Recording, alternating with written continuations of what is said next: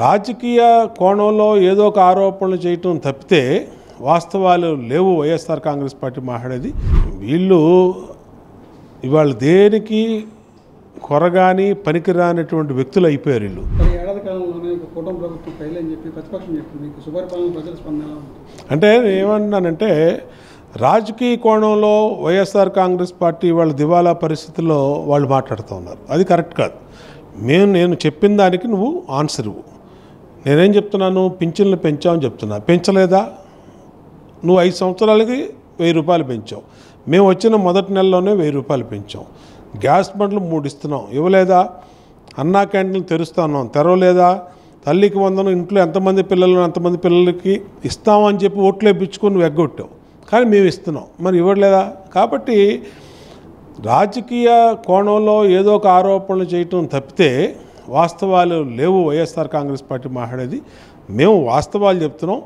మేము చెప్పేది వాస్తవం అనేది మీడియా సాక్షిగా నిరూపిస్తాం. కావాలంటే ఏ ఇంటి ముందుకెళ్ళి ప్రభుత్వం ఏం చేస్తుందంటే వాళ్ళే చెప్తారు. చాలా చాలా బాగుందండి. ప్రత్యేకంగా విజయవాడ నగరపాలక ఎన్టీఆర్ జిల్లా కమిషనర్గా మరి ఈయన వచ్చినాక బ్రహ్మాండంగా చేస్తూ ఉన్నారు. ఎక్కడా కూడా, ఎందుకంటే సీసీ కెమెరాస్ మానిటరింగ్లో, డ్రోన్ కెమెరాస్ మానిటరింగ్లో నిమిషాల్లోనే ఏదన్నా చిన్న చిన్న ఇబ్బందులు గొడవలు ఏదైనా జరిగితే పట్టుకునే విధంగా, గంటల వ్యవధిలోనే పట్టుకునే విధంగా కూడా టెక్నాలజీ వచ్చేసింది. ఆ టెక్నాలజీ మొత్తాన్ని, లేటెస్ట్ టెక్నాలజీని అడాప్ట్ చేసుకుని పోలీసు విభాగం పనిచేస్తుంది. రాజశేఖర్ బాబు గారు బ్రహ్మాండంగా పనిచేస్తారు.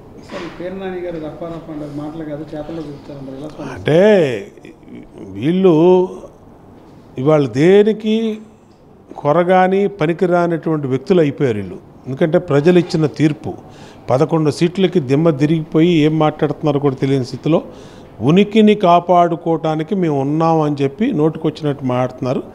దాని మీద కూడా చట్టపరమైనటువంటి చర్యలు ఉంటాయి, చట్టపరమైనటువంటి యాక్షన్ తీసుకుంటాం.